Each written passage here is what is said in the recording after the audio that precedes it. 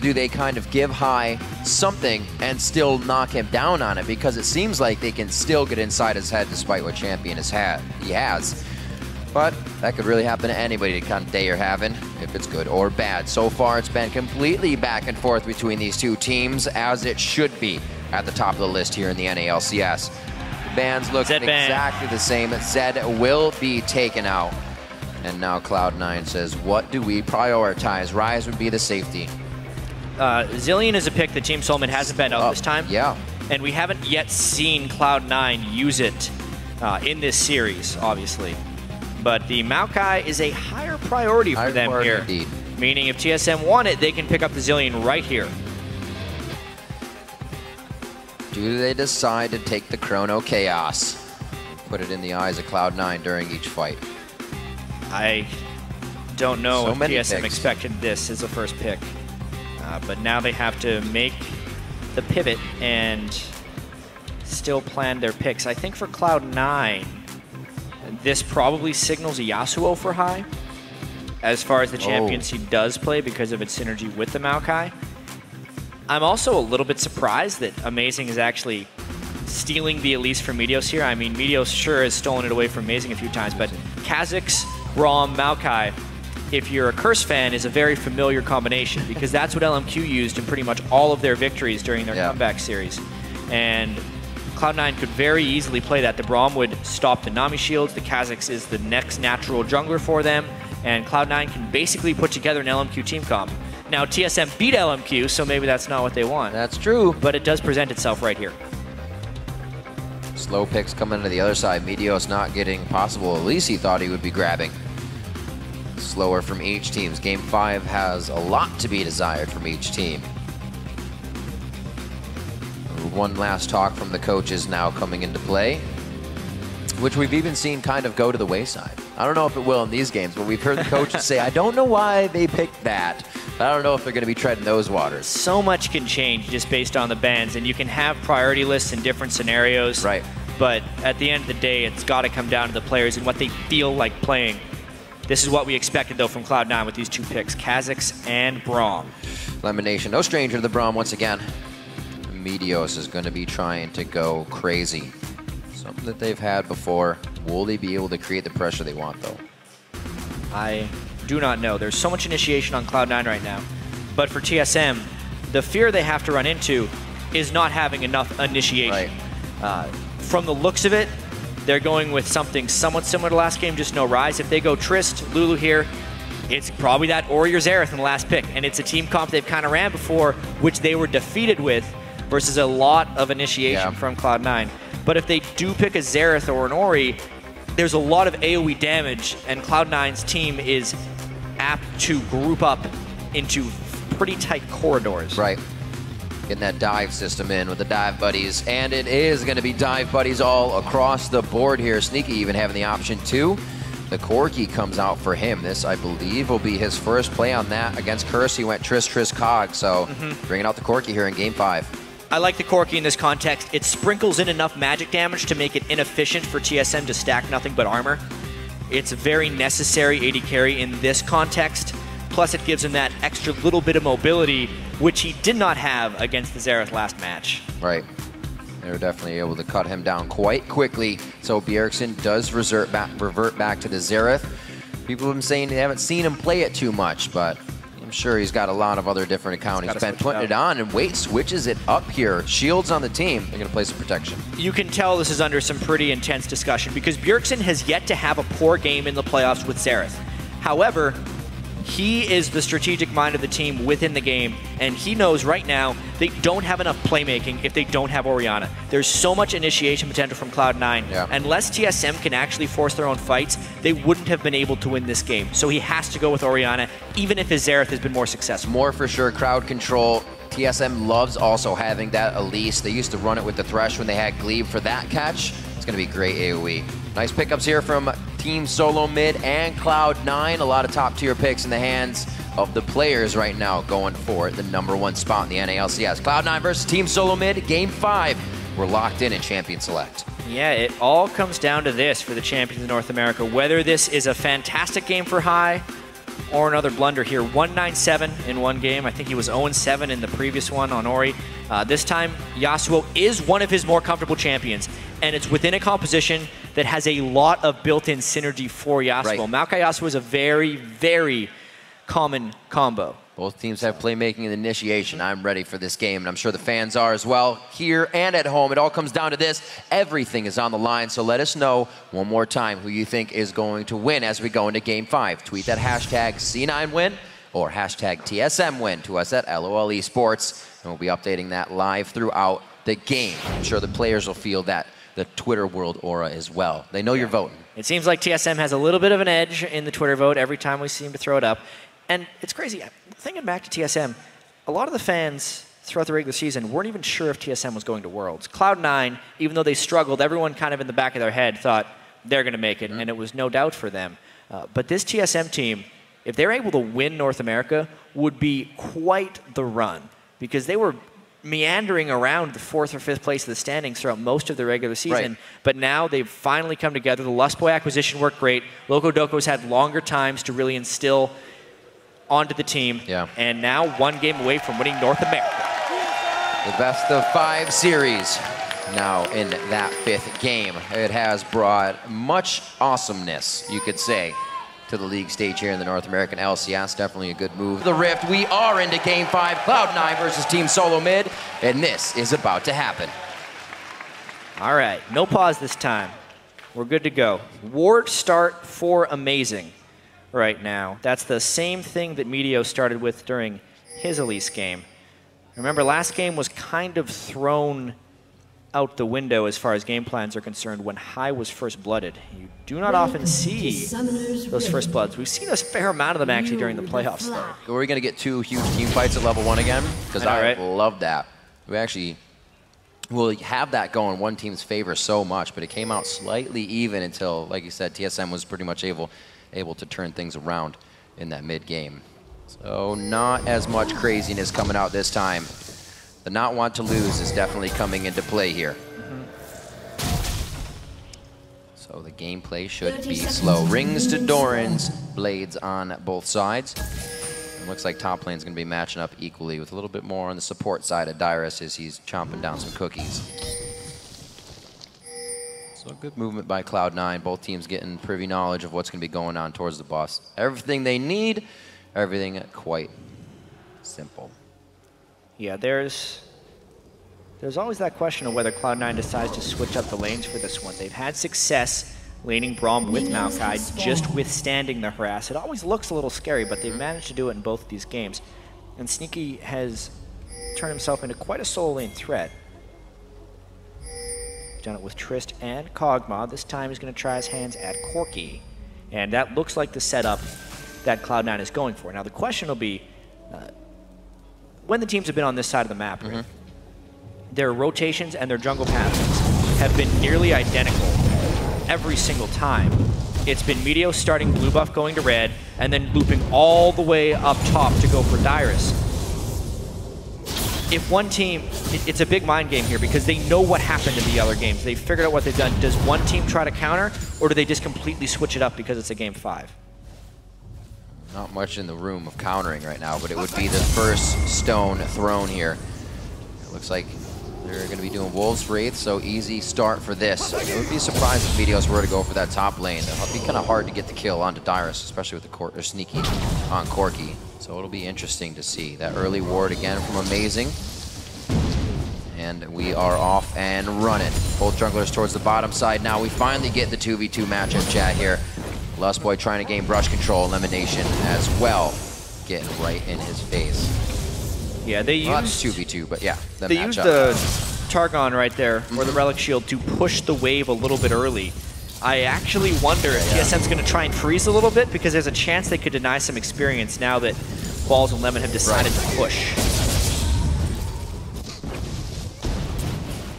Back and forth, you see High using the Steel Tempest to get that cleared as much as Brierson is trying to push it into the turret. Nice block by Lemonation.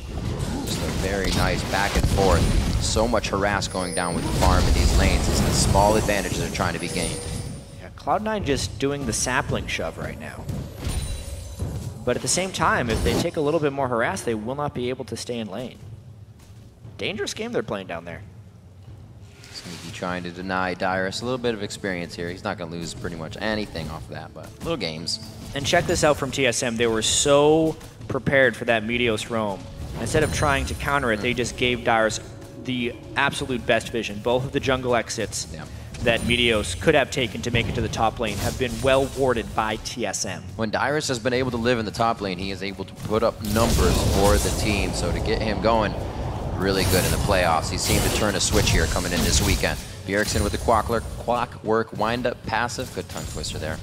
As he starts hitting down onto high. And here we have the first movement from Amazing. He's going to be hatching that ward, though. So knowledge of him is going to allow Meteos a little free play here. What does he decide to do with it? Focusing on this High and Bjergsen lane once again. Something that High has, more so than a lot of mid laners, is an incredibly short memory as far as forgetting mistakes. Even if he's died 10 times in a previous game, he'll turn around and have a fantastic game afterwards. I guess it's a selectively short memory. He remembers the good plays and always forgets the bad ones in order to perform and not go on tilt. Absolutely. That's a huge thing to have as well. Not worrying about what happened in the past. Let it go and move on to that next game.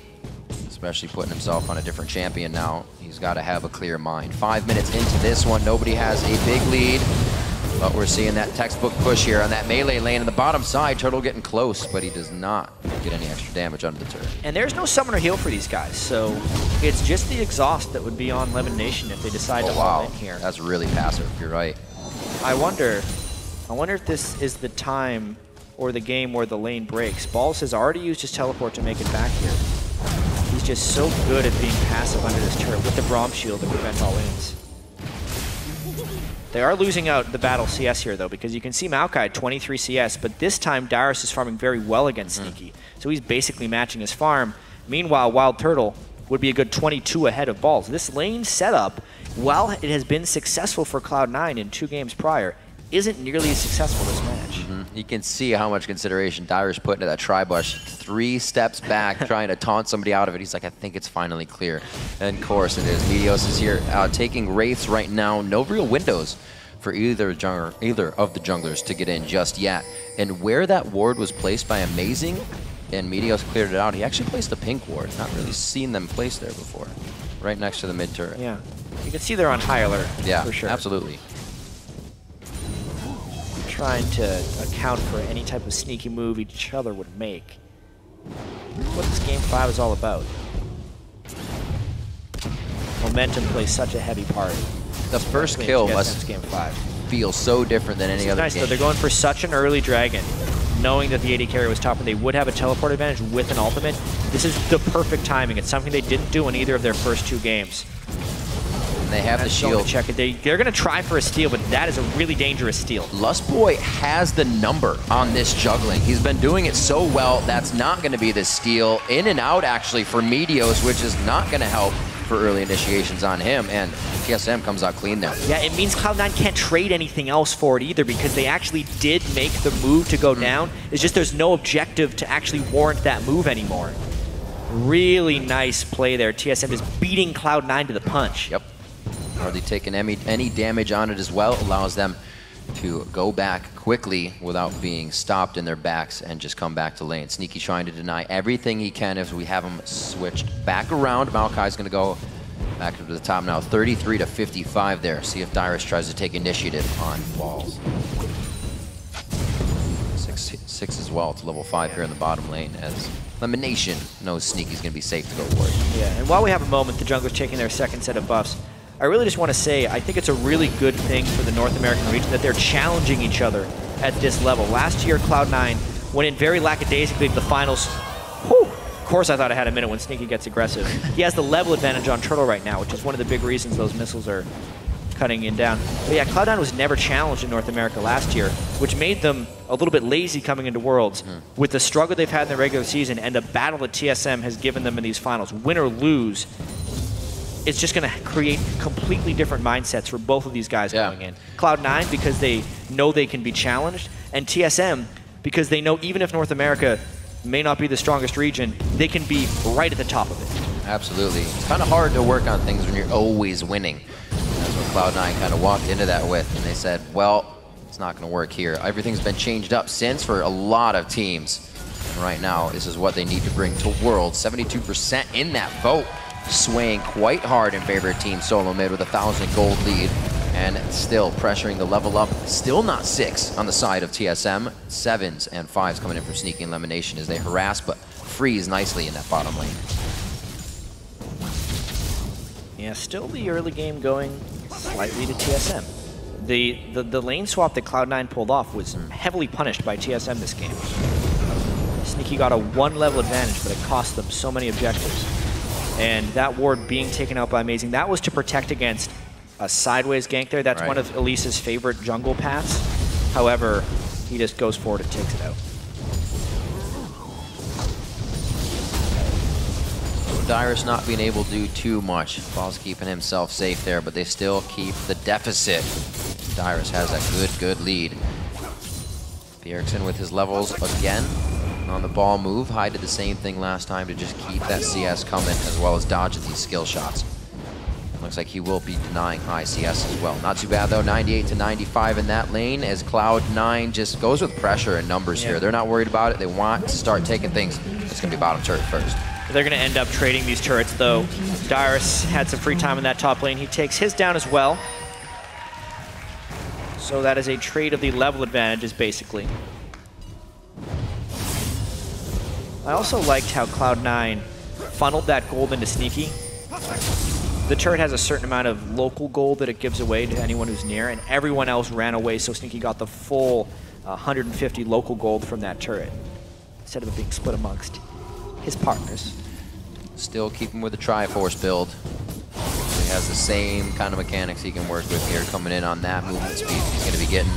Keeping himself safe, but also in a dangerous position. Something Wild Turtle's been getting himself into quite a bit, but coming out on top these games. A quadra kill previously on his Trist. Something TSM's looking to get out of him again this game. Ball's now getting the minion wave in his favor, but he's not even going to give Dyrus any trouble. It themes for him already, and the mid lane for Bjergsen as well. Good spikes before 11 minutes in.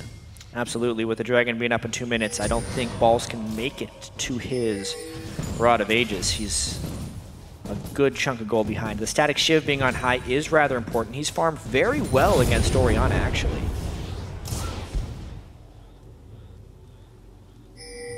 Also, as far as combat effectiveness, Meteos finishing his Elder Lizard, amazing with Sightstone. But is that lack of vision going to cost Balls his life?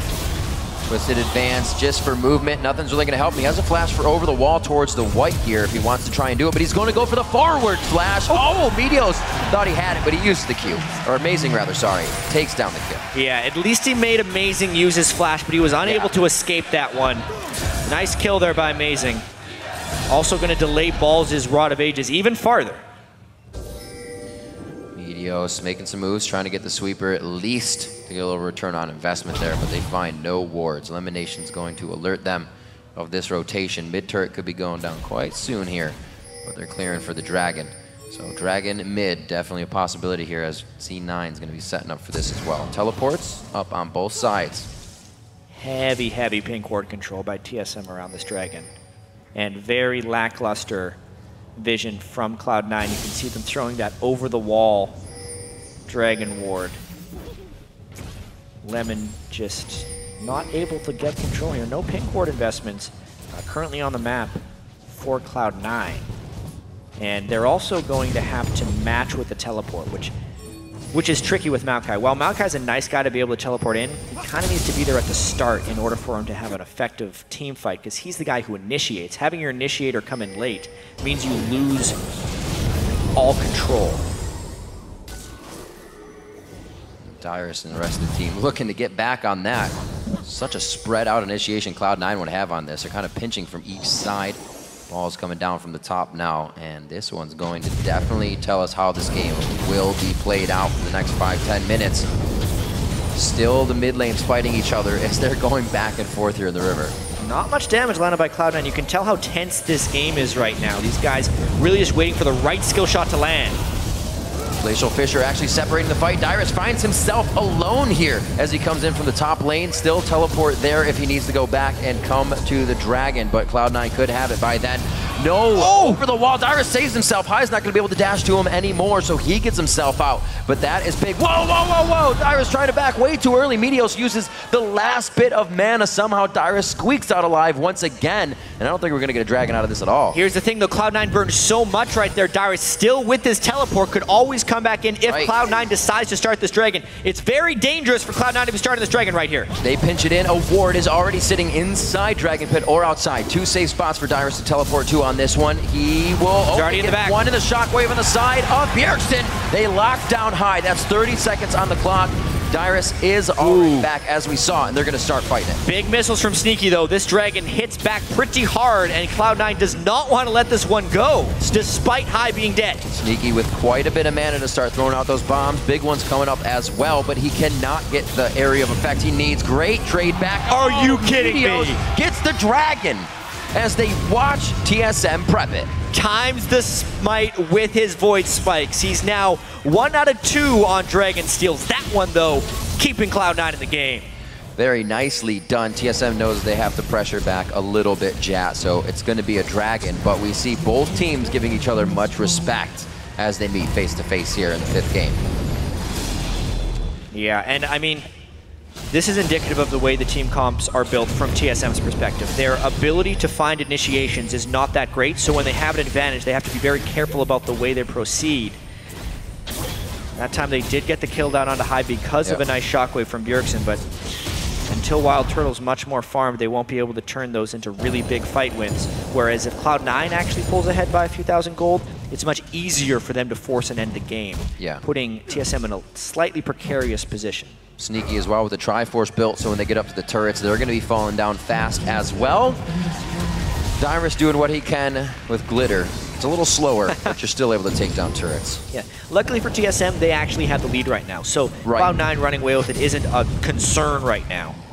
As well, if we think hyper late game, the Tristana is unmatched as far as AD carries are concerned, and Sneaky will have to just do this damage from afar. Yep, Wild Turtle's not afraid to put himself in any carry position either. He'll jump right into the fight as we've seen before and shoot people backwards for the initiation of the good.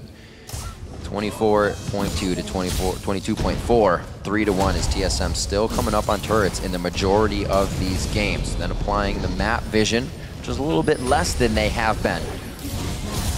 But they're getting in what they need. Nice try there. That is a really good point about Cloud9 not having turret control. I mean, TSM has pushed more so than Cloud9 in almost all of these games. I can't remember one where Cloud9's been up in turrets early. TSM definitely having the early games very well planned out. A little back and forth. He should have at least golems to get to if it really gets dangerous. But he's already got Dyrus for safety. No rotation up from anybody here, so it looks like Cloud9's just trying to grab another outer turret and actually get themselves some of that gold back. High activating split push right now. There's not much TSM can use to level him out. That's some mean poke. Oh, is Meteos making the move? He is going to be close enough. Throws down the ulti. Dyrus wild growths him before he can get off the initial attack. They still get the assist on him from the slow. And whoa indeed, even with the wild growth addition of health, he went down quick. I mean, take what you will about this start from Cloud9, where they're ending up losing some early game turrets, but Sneaky having level 11 at that point was one of the main reasons they were able to force that kill. Level 2 in his rockets, much more damage than Dyrus was able to respect with the blue buff. Very, very well earned, and now they even out the game. Yeah, it's very evened out with that. Dyrus going down along with the turret, giving Sneaky what he wants. He's going to be able to capitalize a lot more with that cash money. We see not Moby Boots coming in for elimination this time. He's going to be going for the Merc Treads himself. And we actually see the Scepter coming out for Sneaky so he can start sustaining. It looks like Cloud9 wants to get themselves in a little more of an aggressive position here with some of the buys are going out. Rod of Age is already stacking up for balls. Good things on their side for core items. But like we said, Athenes and whatnot have already been finished for quite a while on TSM side. They haven't been utilized too much. Yeah, the death cap will be the next item spike for the TSM team. Maybe the Zhonya's as well, if Bjergsen and Dyrus decide to go the more defensive route in fear of Yasuo. But even so, it's still a very, very tense game here. A lot of it is just understanding the power spikes of when they can get items together. Right now, Sneaky is the powerful one. That won't change for quite a while, actually. Hey. It was a good cocoon, I'll give you guys that. And now it's actually a nice split push. You can see the Void Spikes keeping TSM at bay while High gets some free time at this turret. Meteos, though, decides to let him through. This is where Cloud9 starts to feel really comfortable. If they know they can start spreading them thin, they might get their pinch initiations in. Oh, whoa. They caught him. Sneaky getting caught. Not even enough time to Valkyrie. Fast fingers coming in from TSM. And they're collapsing onto High right here. Collapsing indeed. Wild Turtle's gonna get hit off. That's not enough damage to kill him right away. The exhaust comes out. They knock him back. The flash goes over the wall, and that just means Dyrus gets a kill for himself. Oh, we know what happens when Dyrus gets going in a TSM game right now. 2-1-2 on that Lulu, picking up a couple nice kills off the back end of other teams' initiations. And High giving his head a scratch there. The call's not working out the way they wanted. The crowd now behind TSM. Cloud9 fans hoping for that comeback to happen. It's not anywhere out of their means to win this game yet. 29.9 to 28, but that was a nice pull by TSM. All of it started with Bjergsen just making a play onto Sneaky. It's very rare that we see Sneaky get caught out of position. Let's see it again. But just the tail end of that shockwave, Valking out of a shockwave is actually not that easy to do because it can still pull you back in mid-Valk. And here, High was jumped on. He already had been slowed, so he tried to ultimate to turn around and also give him a more proficient shield. Ends up burning his flash, but that just walks him right into some glitter. TSM collapsing well, getting what they want out of Cloud9's aggression for the split push, and they're going to have to start thinking twice about that. Elimination in the team, trying to get the wards in that they can, but now stricken to pretty much their own side of the jungle here. Small difference in the teams here. There is no tidal wave for Lustboy, but against Braum, you generally don't have tidal wave anyway. Cloud9 very aggressive starting this Dragon because they have pink war control. They're hoping the TSM over-respects the Cloud9 poke, which is actually happening right now. Easily taken by Cloud9. Very nicely done, keeping their head in the games, knowing that they need to continue getting for themselves to not lose any bit of ground. The game is still tied in gold. And this could be a really nice rotation, though, by TSM. Cloud9 is a little bit behind in this rush. The minion wave, though, is kind of contributing to this. I wonder who's going to push faster, actually. Trist pushes very fast.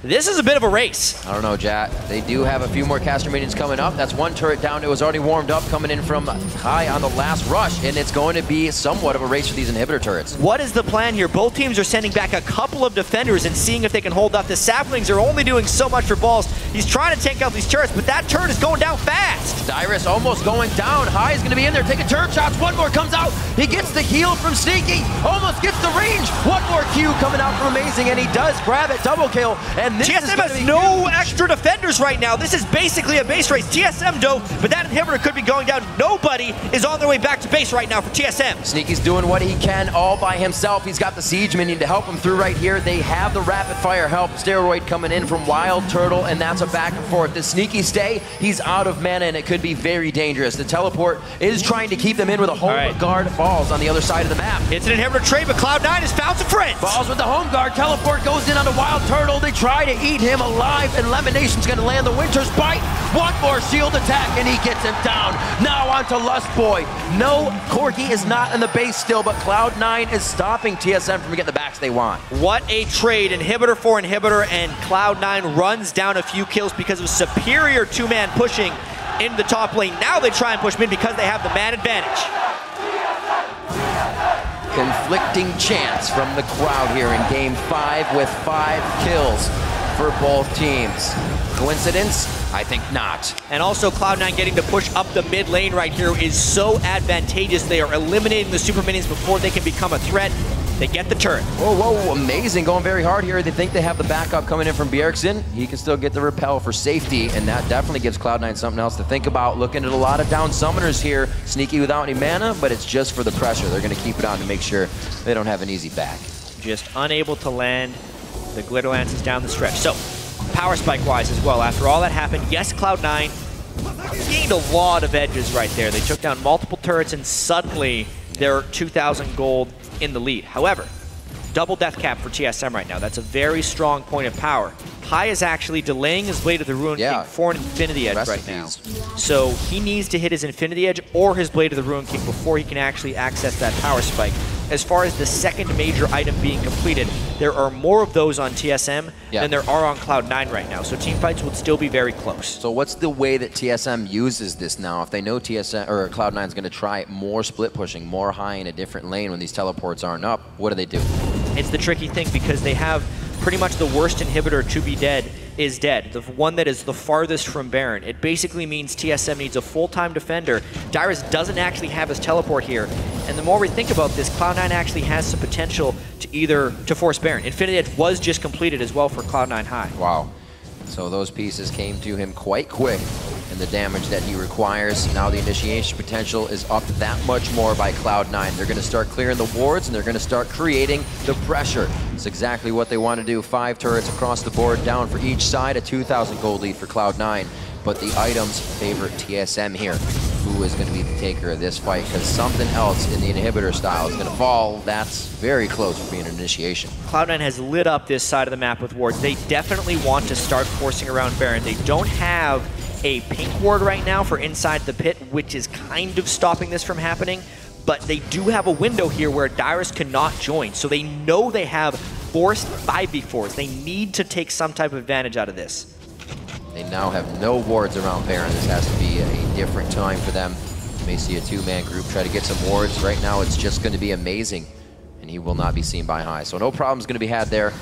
The vision in mid keeps them safe. Cloud9 getting what they need, or rather TSM getting what they need as Cloud9 begins their push again. Top lane seems like it's going to be the focus here. A minute 30 on Dragon. They got all the time in the world to play up top.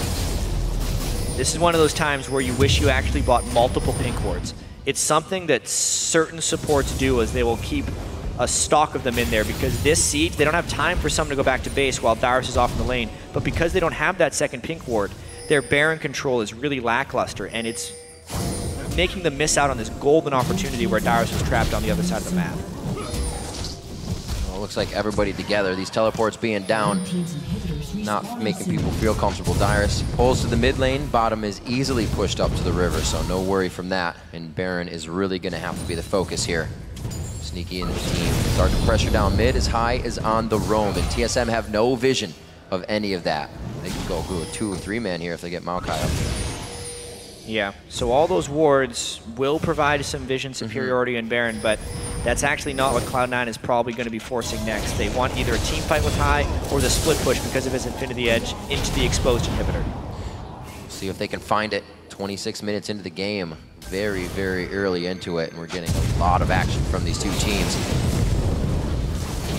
Respect with the poke. Bjergsen still on the front line looking for a nice shockwave. Wild Turtle will not hesitate to jump in. Do they really want Braum here? That is Cloud9. They're a little bit cut off. To sweep in, they hit perpendicular to TSM's grouping, and it looks like they're on Amazing. That's going to be big to go down. Can he get a repel up if he's not already used it? He is going to be safe on the backside. A nice tidal wave to disengage a huge amount of damage onto Lustboy, and that is what is coming out of Wild Turtle right now. This is not TSM's base that they have their back to, though. This is Cloud9's base. They're going to be hitting that inhibitor and forcing Cloud9 in. Yeah, actually had me confused because the shots are coming this way.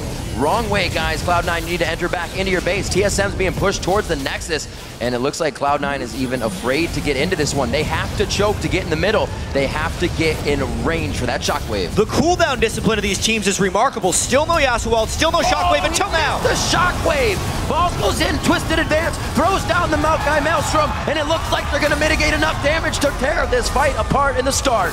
It's going to be Wild Turtle now in the eyes. 4 down for Team SoloMid. Dyrus is forced to run for the brush, and Cloud9 heads for Baron. And that is going to be Baron right there. While TSM made the move to get the inhibitor, they missed the shockwave. That absolutely critical spell that Bjergsen picked Orianna for to create a fight was whipped, and Cloud9 absolutely punished them for it. It happens both ways, Jad. We saw High do a few of them last game, and it is detrimental to the plays happening. Baron's going to go down now. Cloud9 picks up a huge lead. The stats from Baron, and they're going to be able to run with this for a full, fresh 4 minutes. No contest here as well, so everybody's going to make it out nice and alive. Even Maokai was able to pick up that Baron buff because he respawned. Take a look at this fight again. I mean, both teams were pretty low from that, but because the shockwave missed Sneaky, all bets are off. They get a nice ultimate off onto Bjergsen. He is not a part of the fight, and tries Wild Turtle May. He just can't get through everyone on the Cloud9 team. Sneaky was enough of a force at this point in the game that he could just finish off. Cloud9, though, doesn't shot back to the Baron, and TSM is very heady to go and get this next Dragon. Seeing what they can get. They know they just walked through rewards, so they're not going to be stopping there. 256 gold off of that Dragon grabbed across the board. 2 of 4, but the Baron is not what's ticking around them. You're going to have to be very careful, but they do have bottom turrets to push. TSM knows Cloud9 has to go back to base, so it's actually really smart of them to try and keep this pressure up. They want to get as much gold as possible while Cloud9 has this Baron buff to neutralize the game. Only looking at one really hold guard push right now on the side of Cloud9. And it looks like they're not going to have to really utilize those. TSM backs off after grabbing the turret. They don't want to be messing with full health Baron team Cloud9 right now. Only a 3,000 gold lead was grabbed out of that. Still the item, actually no, the item thresholds are starting to match up. 3 items on the favor of Cloud9 now with all that gold they've gotten. Yeah, High is huge, and Sneaky has an itemization edge over Wild Turtle right now. Yeah. Wild Turtle just finishing his Bilgewater Cutlass, so he's so far away from a Last Whisper, actually. If Balls can get a little bit more gold, finish his Frozen Heart, it'll be a very difficult tank line for Wild Turtle to cut through. He needed the lifesteal, however, because he's just taking so much auxiliary damage, and the threat of all the poke is just keeping him out of fights. You see High going for that back line quite fast when he gets the chance. So good builds coming in from each side to mitigate. Just dying in general, it helps. Yeah. 6-5 in turrets. Game number 5 is definitely delivering here from both Cloud9 and the side of TSM. Now another push up mid. This Baron buff has about 2 minutes left on Cloud9. Let's see how they utilize it. The downed inhibitor also has a minute or 2 left, so Cloud9 has to keep a lot of attention in the mid lane, even if there's an exposed inhibitor on the other side. High has to go way back as well to clear that minion wave and actually put threat on multiple things. The game looks to stall out for a few minutes here. High getting a nice push on the bottom. They can go back to the split push if they want to. Meteos' items too amazing as well. He's pretty far up. Also putting in some more damage to that build. Yeah. Nicely done. 30 minutes on the clock. And the one bad sign here for TSM, even though this is still an incredibly close game, is most of it is being dictated by Cloud9. Even TSM getting the Cloud9 inhibitor was Cloud9 funneling them into a point with which they couldn't return. They took the inhibitor as a byproduct of that, but then still nearly got aced and ended up losing the Baron. Cloud9, with their greater initiation tools, are pushing TSM around the map. Yeah, TSM having to walk to the beat of C9's drum here, and High is going to start on that bottom inhibitor as well, so TSM to be spread thin. This middle turret, not really what they're worried about right now. Cloud9 trying to get some vision over the wall. TSM still lacking a bit of wards on this side. There were so many shields on Wild Turtle there, Yasuo actually wouldn't have done anything. That's one of the great things about all the protection they can offer him right here. Although they still have Baron buff for a little while longer. About a minute. They are pressuring this inhibitor with their own inhibitor respawn.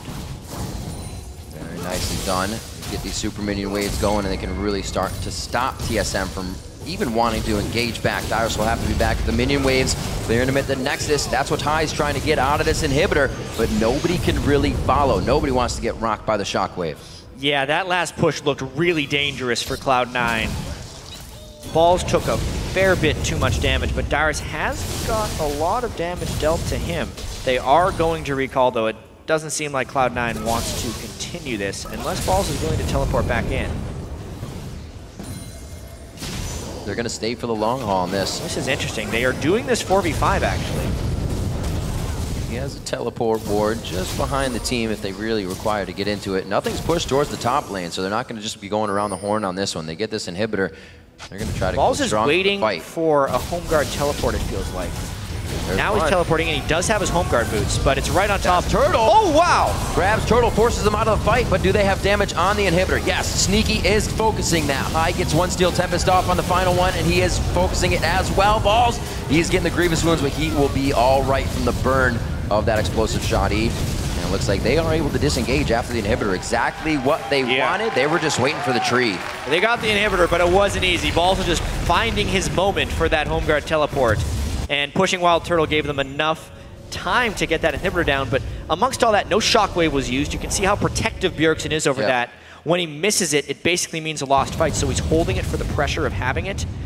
Even so, another down inhibitor with 2 minutes on Baron. will create another difficult situation for TSM to defend. Well, missing one will definitely make you second guess about throwing another one out, and especially in the base, like you said. Just too dangerous to not have that. So holding it, definitely a lot more pressure for the team. Just about a minute across the board for our objectives. Dragon and Baron about to come up, and TSM has the wards on that. The Cloud9 should be clearing quite soon. Tried and tested this best of 5 is for these teams here, and they're doing quite a great job to really rise to the occasion. Yes, best of 5 has been going on for nearly 5 hours now, but it wouldn't seem like that. Man, I'm ready after like a 45-minute game to be done. At this point, 34 minutes in, it can't be much longer until we crown the North American champion. Oh, yeah. This has been such a close series, pretty back and forth. This is the first game where High has had a neutral performance. 2, 3, and 4, so it's definitely the closest game we have had this set. I can't imagine what the players are feeling right now as well. Everything kind of riding on their shoulders. Nobody wants to make that one mistake, but everybody wants to be able to make the play as well. That will carry their team to victory. If you get the chance, not saying Lustboy is going to dive in with a tidal wave to initiate a fight. I'm sure he'd like to. That'd be a hell of a highlight. Yeah, 5-man bubble, the tidal wave. However, picking a Nami in this game, you almost can't even use your tidal wave because you're against a wind wall and a Braum shield. Yeah. It's almost sure to get canceled. It's actually more threat for him to not use the tidal wave because Braum is kind of trained to save his shield for a tidal wave. Yep. So if he just never use it, Braum may never use his shield, and it's a really good ability for Braum, yet your tidal wave is going to get canceled anyway. Cloud9 grabbing up everything around the map. Not going to be hard to get that one. The gold, not really going to help because they're not getting back to buy just yet, but they want everything to deny from Team SoloMid. It's going to help out. Sweepers across the board with the Scrying Orb going to Dyrus. So they have vision if they lose control over Baron. That's not going to be a problem, but just getting Baron away from Cloud9 is really the task here. Yeah, and Dyrus just happily keeping that super minion wave at bay. He's getting a lot of free time farming, and Cloud9, for the second straight time, haven't forced anything while that inhibitor was down. They're missing out on these opportunities of winning the game. Yeah. They get one step done, but they're not able to capitalize on this next one. TSM playing very safe and sound, keeping waves cleared, not letting themselves get initiated on, using the move speed from Nami and Orianna, and really just keeping Cloud9 at bay. This is absolutely critical for TSM. It's getting tougher though. Negatron Cloak's now going across the board, so those Void Staffs and whatnot that were cutting through Cloud9 and really thwarting their engagements may be a little less powerful. We'll have to see how they use this. High has not gone in on any fights with anyone anytime soon. They've been playing around TSM right now. Yeah, so nothing done after getting that inhibitor down. For all the risk they took to get it, they actually lose out on it because Dyrus was farming that wave while Balls was missing out on minions. And it's now a near 100 CS advantage between top laners. Might be why High grabbing up a Guardian Angels. If they're going to have that, maybe now they initiate what they want. Just be a safer objective. Even so, though, at the same time that they're getting magic resistance to deal with this farmed AP casters, they are becoming more and more vulnerable to Wild Turtle's Tristana. There's a good mix of damage on TSM right here, so the defensive itemization, while nice, isn't game-breaking. Gotta remember that Wild Turtle's gonna be getting big. We're only 36 minutes into this game. He still has quite a ways to go. 2 levels till 18, and then he'll be cracking out that long-range damage from Tristana. Good damage onto Balls. They get him in for some nice turret shots there, but the shields keep him safe. Locket of the Iron Solari actually used in fear of an engagement. Yeah, having an underfarm Maokai is a little bit of a liability here. He's taking a whole bunch of damage. He would have needed to be the one off split pushing, much like Dyrus was, but it just hasn't been an opportunity. And the weaker and weaker Cloud9's tank line becomes, the lower their percentage chance of winning this game is. TSM trying to dictate mid lane here. Cloud9 will walk parallel for a little bit, but how long can they do this? We saw Team SoloMid kind of get inside Cloud9's base a little bit ago, and it seems like they may shove them out once again. Well, this one is a little bit dangerous. They have the backline approach. Meteos hops in, actually. That's the dodge. TSM has avoided quite a bit. Teleport from Balls coming in actually from the base. Home guard, they're not able to utilize this big engage. Dyrus just out of range on that. Home guard wears off. Not much damage from the shockwave, but the control TSM needs to reassess the fight. Balls gets hit up. The Glacial Fisher on the backside. They bottleneck into this fight and are going for broke. High goes in, tries to get his ultimate down. Last breath has already been used. Coming up with focus. Wow, Turtle! Angel. Turtle on the triple. Turtle on the quadra. Meteos on the outside. A second quadra in the playoffs for Turtle. And even with the kills, even because the fight was so close to Cloud9's base, this could be the end of the series. This could be it. Team SoloMid looking to dethrone Cloud9 as the North American champions. They lay down the ward, so they have all the vision necessary. A 10-10, 40-minute game, 60,000 gold apiece on each side, and Meteo's trying his damnedest to stop it. And after all the tension, TSM finds the fight, and Wild Turtle goes wild right there on that last fight, outplaying Cloud9 and carrying TSM to the championship. That's the ace, that's the game. TSM goes to full 5 and takes down Cloud9 to be the 2014 North American champions.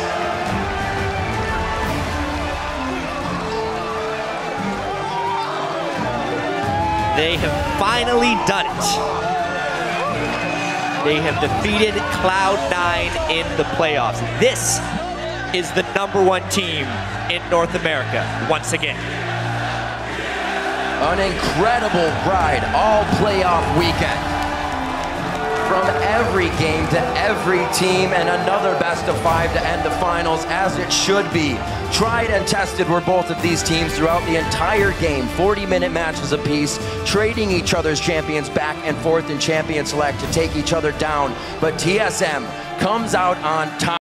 The mental fortitude and prowess of the best of 5 series playing in their favor. And just like in the semifinals against LMQ, the lower seed has to play red side in the 5th game if the first seed so chooses. And again, their only win of the series on red side comes in game 5. Tons of smiles around TSM finally getting those scrim results to come out the way they want them to. And that's kind of been the mentality all along. There's the trophy for first place in North America. Hoisted high. Those two gentlemen definitely getting credit for this as well. Talking with the team, calming and prepping for each and next game. Bjergsen with great calls this game. And Dyrus definitely enjoying carrying his team in a few of these games. It's been a while since he was able to throw down the hammer, and he definitely did it here at the playoff week. Such a difficult game 5 for them as well, having the more defensive of the 2 team compositions and then still being able to pull it out in the end. Their positioning in the fights, their ability to withstand the downed inhibitor in the bottom lane twice. Yep. You could see Cloud9 just wasn't able to finish that last game, and it ends up just by the slimmest of margins.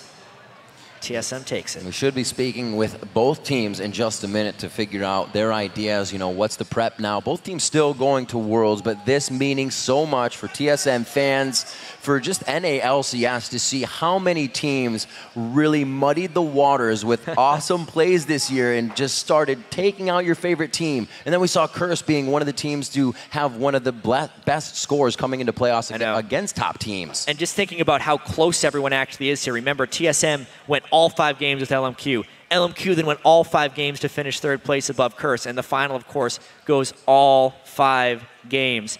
And TSM, despite having a history of success, was a surprise victor. They were the underdogs in almost all of their matchups. The lower seed against LMQ, the lower seed against Cloud9. When have we ever said that? And then defying the odds, actually, to win this game 5, because it just seemed like those first picks and having high on a comfortable champion again and again was going to give Cloud9 those blue side victories. Even during that game, it looked like Cloud9 had pulled ahead, but it wasn't to be. Everybody made their move on TSM this game. We had Turtle jumping in with some insect knockbacks on his Tristana on the buster shot, and I'm not going to name them all, but plays like that coming from everybody on the side of TSM. 2 quadra kills from the young Turtle coming out in this playoff series, and he has really cut back on his aggression, but was able to let loose within these playoff matches. Yeah, we hadn't been able to mention it during the cast, but actually Wild Turtle's dad was here too. That's what a time to perform. It's the first eSports event he has ever been to, so congratulations there. Awesome thing there. All right, we're going to right now send it down to Kobe, who's with our 2014 Summer Champions. Thank you, Rivington. I am here with TSM after that exciting victory. Congratulations, guys. First of all, Bjergsen, the new shot caller for TSM, stepping up big, along with Amazing, in a fight that's so close like this, in a game 5, when it comes down to 1 team fight, meaning first spot at Worlds or second. How do you keep your cool? And how do you keep the individual performance separate from the shot calling? I think just at the very last team fight, there is no like being calmed down. Everyone is just yelling who they want to kill, and that's pretty much how it is. Coach keeps telling me to be very calm about who we kill, but in this game it's crazy. But when you're learning to be a shot caller, you just eventually figure out the balance between shot calling and individual play, and that's what me and Amazing are both working towards. Well, congratulations. Now, Dyrus, a question for you, since you've shown so much emotion in these best of fives, feeding off of the crowd, game after game. How much does it help to have support like this at almost every arena that you guys go and play in? And do you think that you guys will have the same support when you travel abroad to the group stages? Woo! Oh, you have one. Well, first of all, I think our morale was boosted because our crowd was so amazing.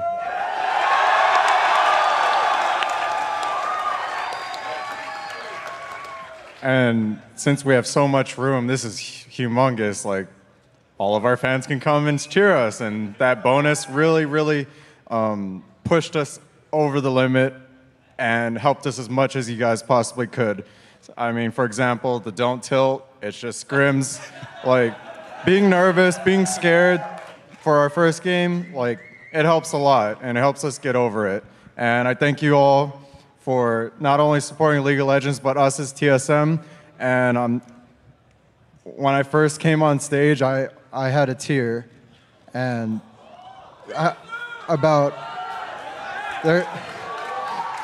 there's just so many of you guys showing such amazing support that I teared up even before our first game with LMQ. I just started tearing up. And it just means so much to me that we can give back to you the first spot of NA.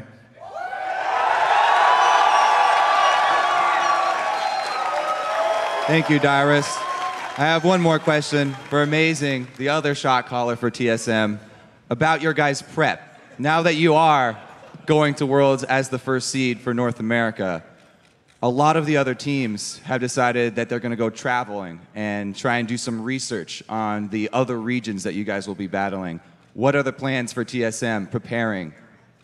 We are also going to go to Korea and practice there, so we can face other teams like the Koreans, or the teams that are bootcamping there.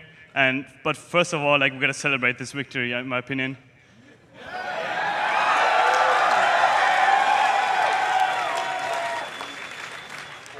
And Turtle, if you could hand the mic to Turtle here. You want to hold this? Don't drop it, don't drop it. Hi. Turtle, how does it feel to win the last team fight of Game 5 with your father here in the crowd? And do you have anything to say? It feels pretty great, and I don't know, I'm just really happy. I don't really have anything to say, but I just like winning. I think everyone loves winning. We do like winning. Congratulations once again. Ladies and gentlemen, your 2014 Summer Split champions, TSM.